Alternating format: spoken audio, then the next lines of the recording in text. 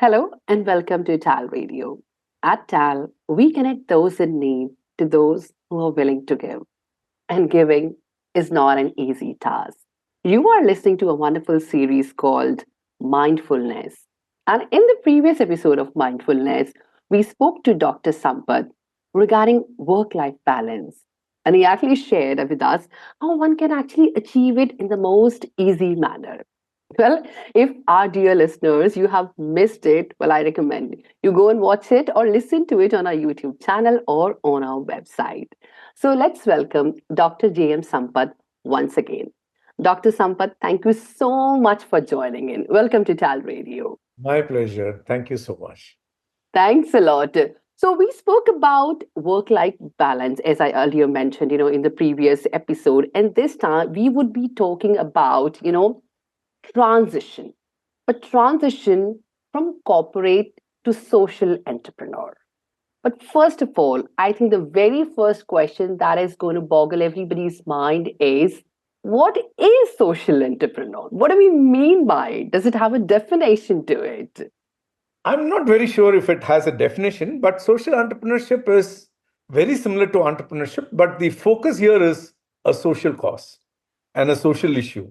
And it is not necessary that everybody in the corporate transitions to a social venture. It depends very much on the passion of a person, the social consciousness of a person. And I know young people who have refused corporate jobs and they've started their own social enterprises right out of college. So therefore, it is a very clear, conscious decision that I'm going to work on fulfilling a social need which has been unattended, and a social need addressing which can create a lot of well-being in the larger system for people. It can enable people to realize their potential. And at the end of it, it can bring a certain degree of equality or a social equilibrium. To me, that is a social enterprise. Otherwise, the social entrepreneurs work much harder than the corporate entrepreneurs, because Oh, the motive there are very different. Here, somebody is working for profit. There, somebody is working for a cause. And working for a cause is a lot more powerful than working for a reward. Here, for a social entrepreneur, the reward is the smile on the face of somebody they are trying to solve their problem. It is upliftment of a community or a part of a society. So therefore, the rewards are very different. And uh, I think the kind of resources you have are quite a bit.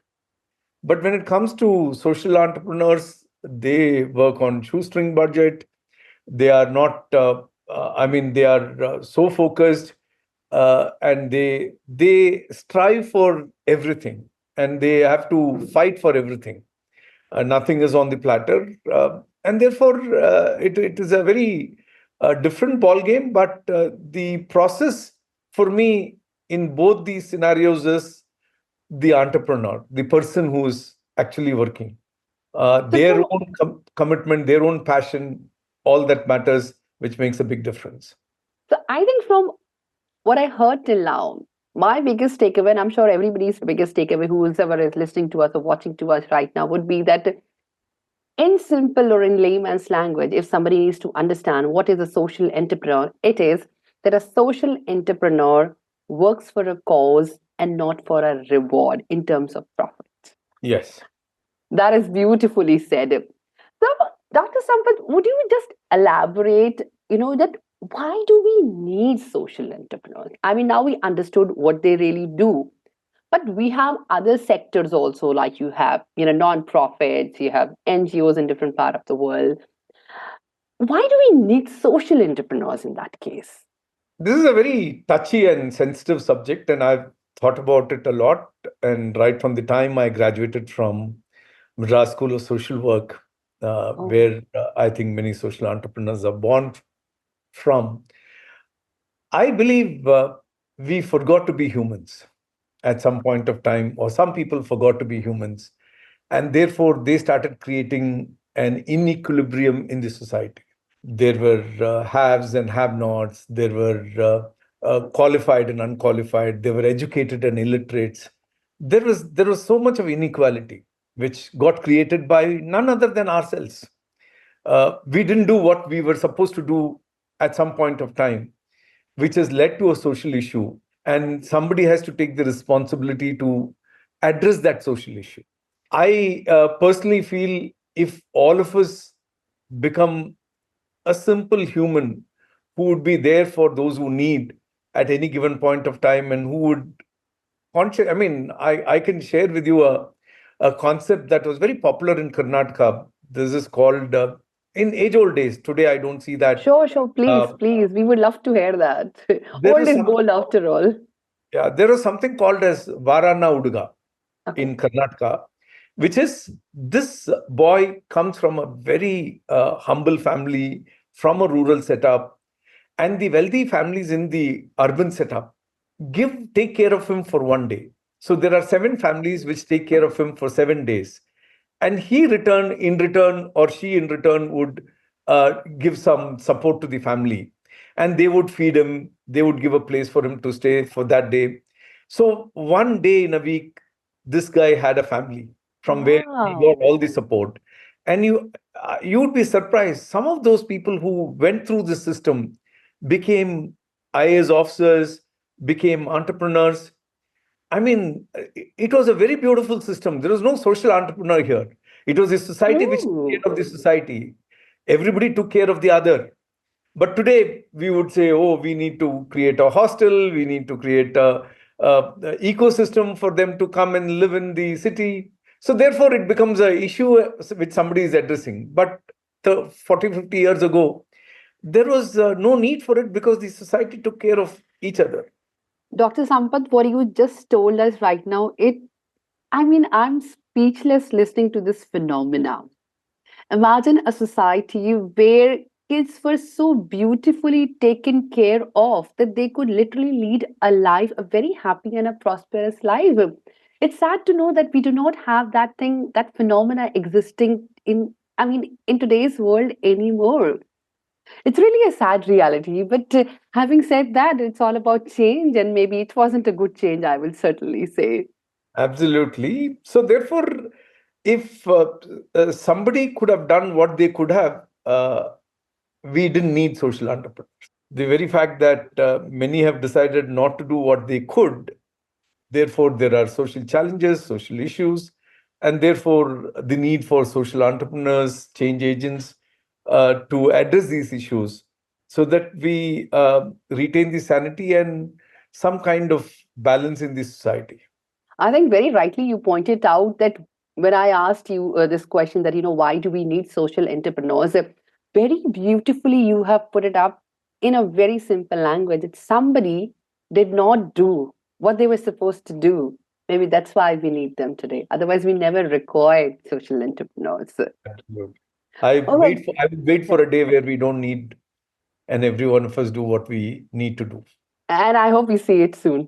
I do. So, having said that, on a very beautiful note, I mean, let's move forward. And we have heard this term business entrepreneur. It is the most bustling word, probably of the century, I would say. Now, how would you differentiate business entrepreneur from a social entrepreneur? I know probably the very simple fact that we just heard from you right now, very, I would say, beautiful meaning also that, that they work, there are people who work for a reward are certainly different and people who work for a cause. But what are the other difference? How would you differentiate them? I think a true social entrepreneurship is very passionate about what he or she is doing, uh, which need not be the case with a business entrepreneur. Okay. Very rarely, there are business entrepreneurs who are very passionate about what they do, but the motive for both of them is very different. For one, it is the profit motive. For some, it is how do I build a company, sell and make money and go. For a social entrepreneurship, it is not that. It is how do I serve and how do I serve more. Uh, Another very key difference between a social entrepreneurship and a business entrepreneurship is, I think in a business entrepreneurship, you have several domains, processes, marketing, sales, this and that. In a social entrepreneurship, it is predominantly a service that is being reached to somebody who needs it very badly, and therefore you have resolved an issue.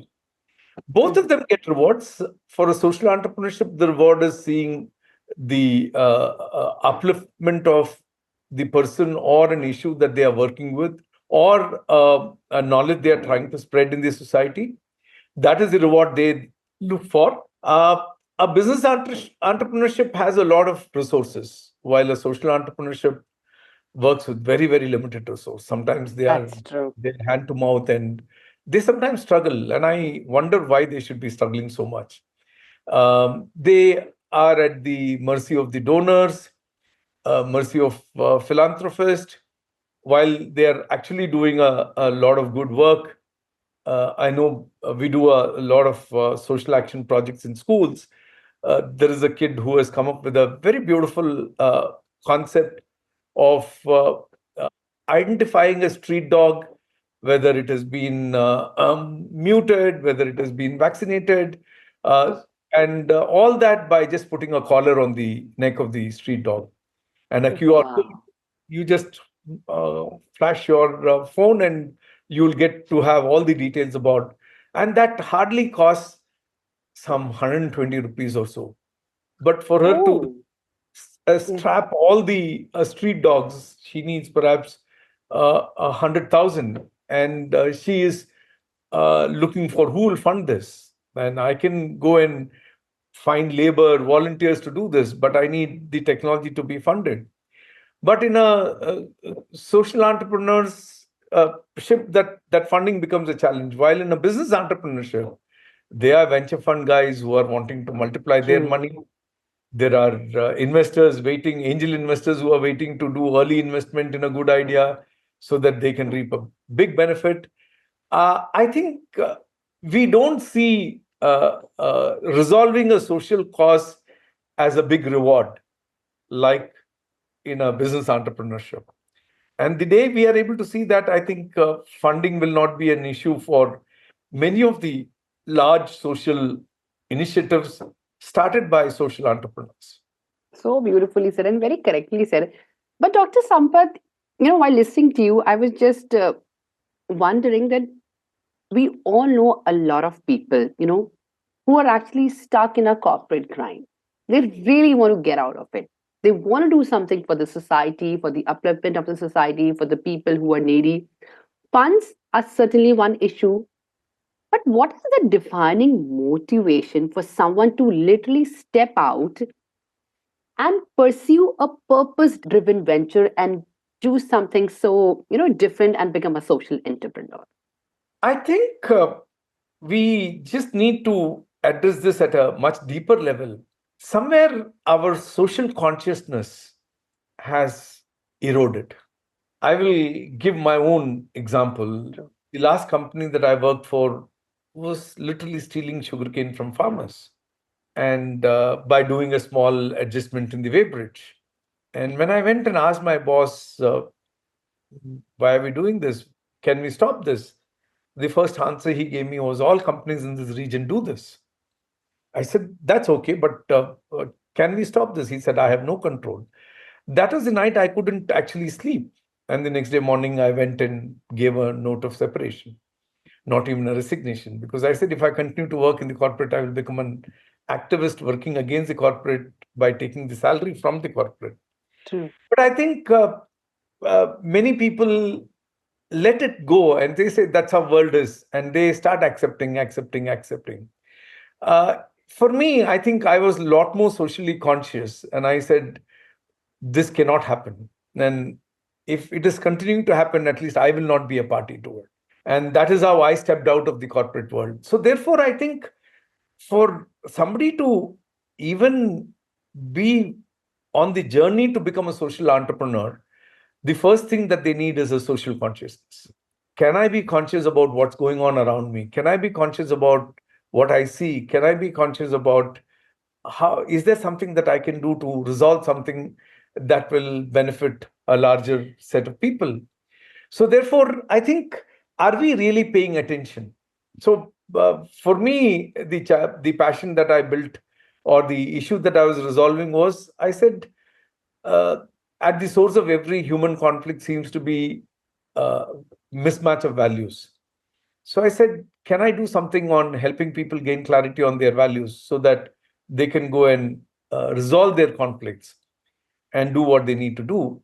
So therefore, I think somebody should truly believe in something that becomes almost like their life.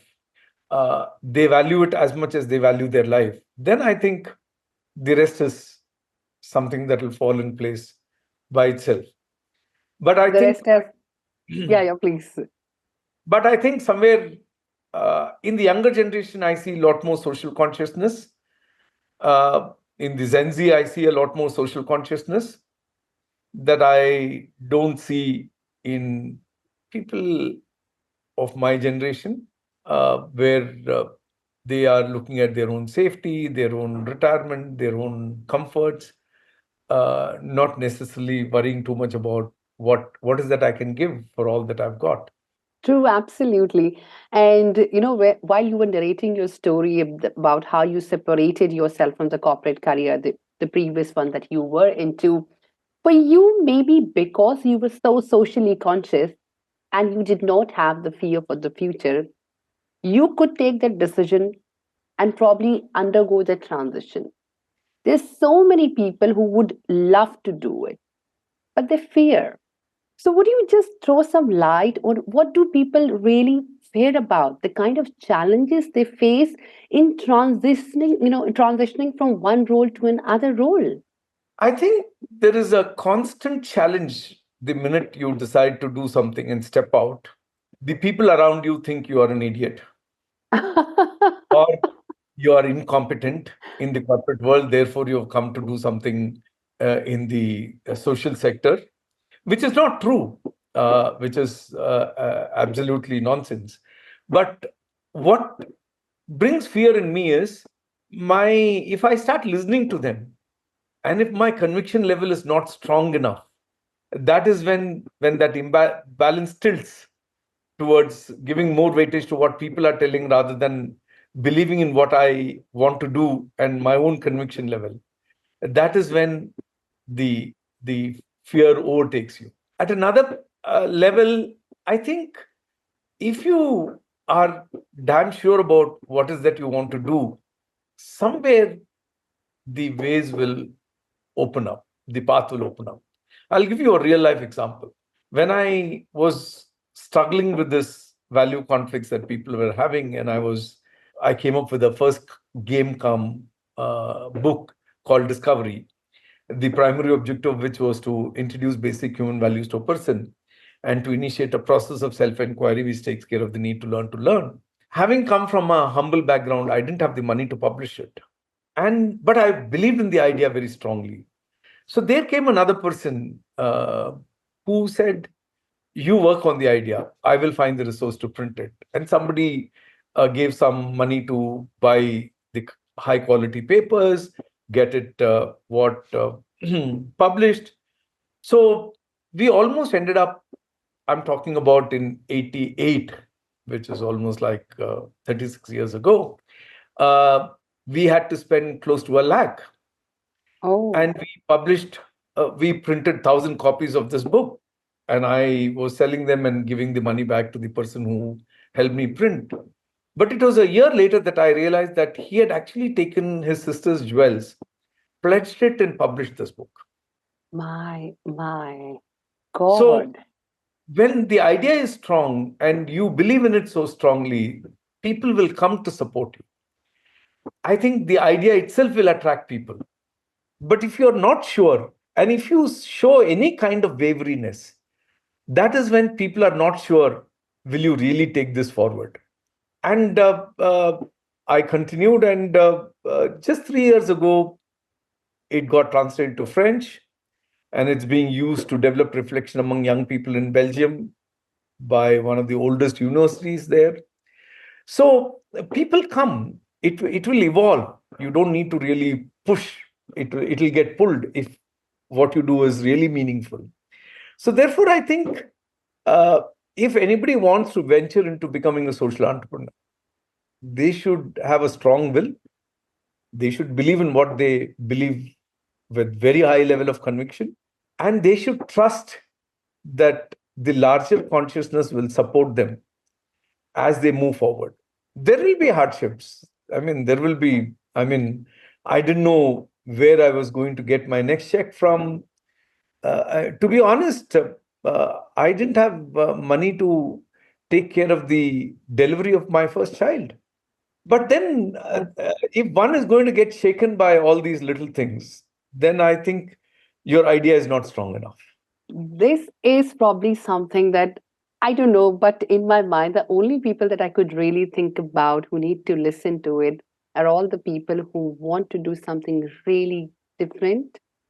Probably the Gen Zs, the millennials, the startup hub, because because they are something that really want to change a lot of things. Because it's not something that money is the thing that they are running after. Because fortunately, everybody is in good hands today, but it is something a cause also behind it. Money is certainly a part of it, but there's a cause also.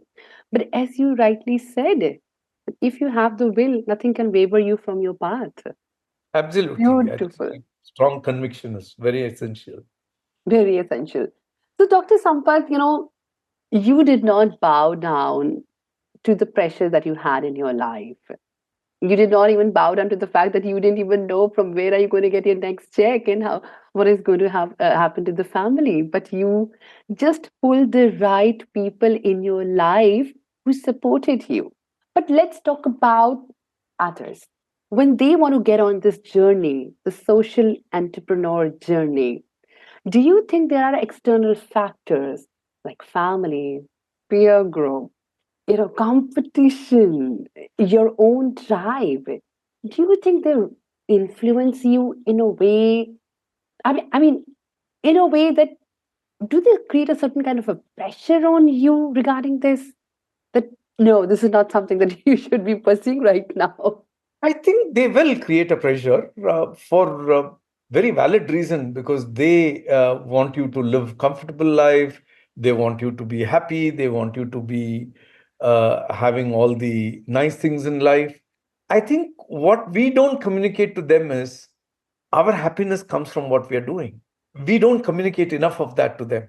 I don't think people who are social entrepreneurs genuinely share that. Yeah, I'm happy the way I am. I'm happy having maybe few set of clothes. I'm happy.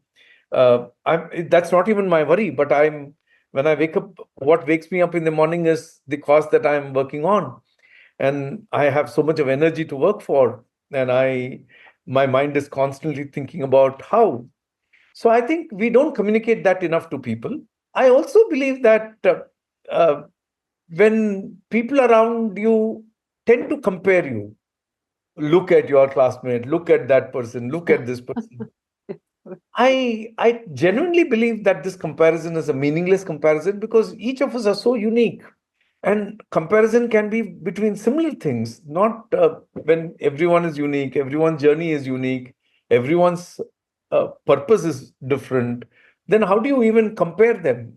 And when we give in to those comparisons, and when we start comparing ourselves than living out of, do we live out of comparison or do we live out of conviction? I think the day you start shifting from living out of conviction to living out of comparison, you have lost the path. You will get distracted. But as long as your conviction is strong, things will fall in place. Then my conviction was even more stronger, because I said, look, if I want to do work for a social cause, I'm going to work for it out of my own money. Then I'll know the value of every penny that I'm spending, and a way to earn that penny to be able to spend on what I want to spend. So for me, in that sense, money is a very powerful resource. And where you want to spend, what you want to use that for, is a very important decision you'll have to take. That's very true. And, just some time back, there is something that you said about the Gen Zs and the millennials that you find them to be very socially conscious, apart from the people of your age whom you do not find to be that socially conscious. But there's another thing also that what I was really pondering upon. Do you think that social consciousness level, which the youngsters have today, is it a long lasting one? Or is it something because everybody is like that, so I want to be like that? I think one major reason for this is today, with social media and the kind of knowledge epidemic, Knowledge epidemic. Oh, yes. I would agree with people you. are aware. People are aware of challenges, social challenges. I think when I was in my 20s, I don't think I knew about many challenges people lived with, or many challenges people were not even wanting to share. But today, it's all in the open. So, therefore, the opportunities that are available today are plenty.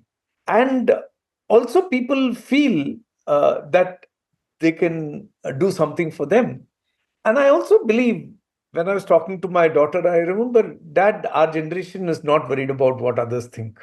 If Mm. I love pets and I can make my living by walking others' pet and get some money for that, I still love what I do, and I am not too bothered about what others have to say about what I do. I think their need to confine themselves to the societal norms is much lower today. So therefore, they have a lot more freedom. When at their age, if I would have gone and said, I want to do this, I want to do that, I would have been pulled up, or my parents would have said, what are you talking? I remember my daughter, after finishing her first year from Mount Carmel, she came one evening and said, if this is education, I've already lost interest in education. So I said, what is it you want to do? She said, I love psychology, I love music.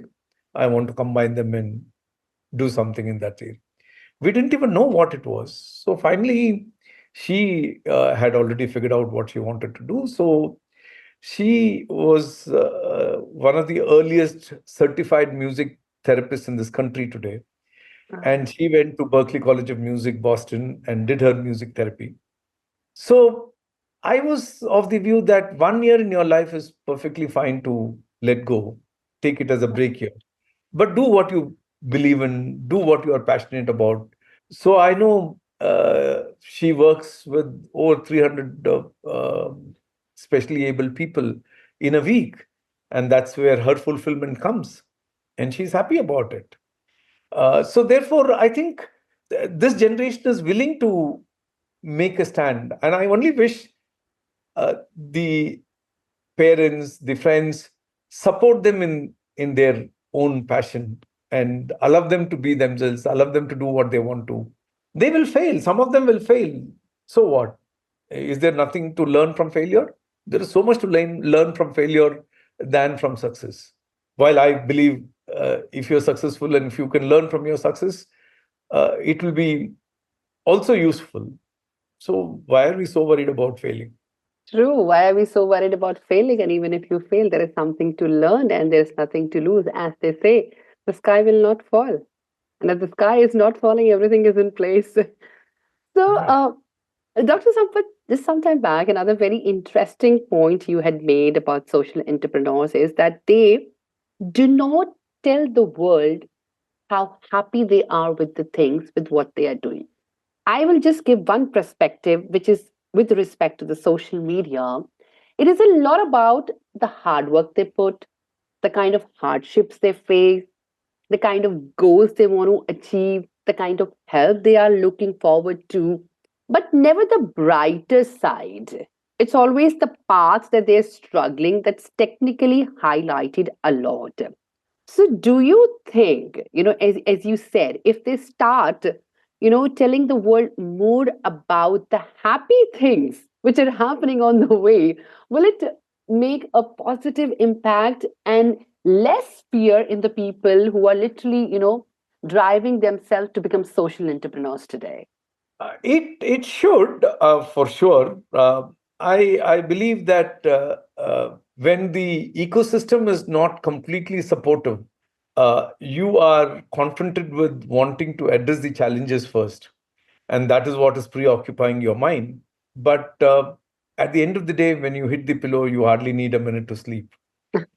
So I don't think people around them value that as much as they value what is in your purse at the end of the day.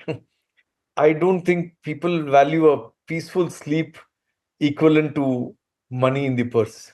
To me, that peaceful sleep is much more valuable than what is in my purse. So, therefore, I think uh, it is a chicken and egg story. Do I overcome the challenges and then share my happiness, or do I share my happiness as I'm overcoming my challenges? I think one gets bogged down by the issues that they have to confront in wanting to do what they're doing as social entrepreneurs, become more a major issue for people. True. So, Dr. Sampath, I think, we are just about to wrap up this very segment, this very episode of mindfulness. But before that, there's one very important thing that I would like to know. What do you think is the key takeaway from this very episode to for our listeners when they are thinking about transitioning from corporate to social entrepreneurship? I will certainly ask our listeners also to write to us later on in the show, but from your perspective, what is the key takeaway?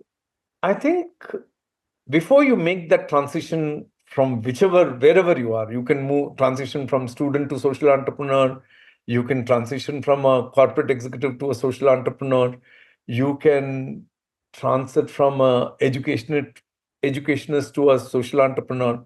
Whatever that transition is, I think first and foremost, validate and be sure what is that you want to do and how strong is your desire. Are you flirting with an idea? Have you fallen in love with an idea? Oh, I think if you've fallen in love with an idea with the social cause, then it's time to take the next step. But while you're flirting, you're going to uh, take the risk of moving out of your corporate world. I think that will not last very long. So I think one should be very clear, what is that you really want out of life, and what is that you believe which will give you that deepest level of satisfaction. And once you are clear with the answers for these questions, then I think making the transition becomes easy. The transition becomes very tough only when you are doubtful. And also, I think for the listeners, when somebody comes and tells you that they are wanting to work on a social idea, it will be nice if one could support them and encourage them and genuinely tell them how good you feel about what they are even thinking about. I know two young kids who immediately after the college started a social enterprise called Sitara Akka. It's an NGO which works with tier two, tier three school kids who don't get quality education.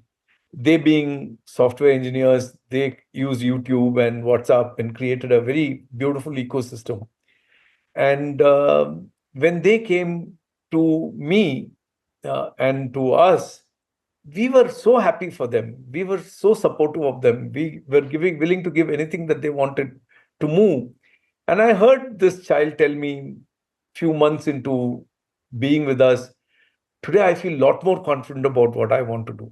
So I think that is something which, if the listeners can take home with them, and if they can just even good words to encourage somebody who wants to do something good, will be a huge, huge welcome change in this society. true. A huge welcome change, a huge support. And I think the biggest takeaway is certainly when you literally hit the nail and when you said, are you flirting with the idea or are you in love with that idea? That was literally a nail on the coffin, I would say.